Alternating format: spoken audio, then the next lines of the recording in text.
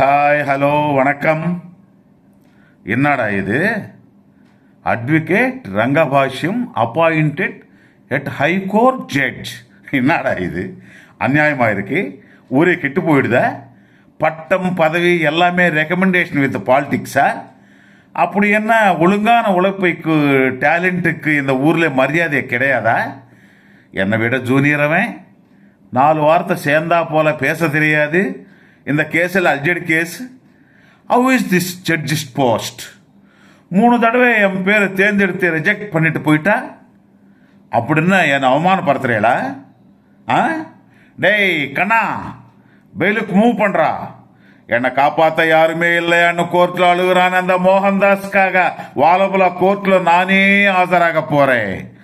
இனிமே கூண்டு மேல நிக்கிற ஒவ்வொருத்தனையும் என் வாத திறமையால நான் காப்பாத்த போறேன்.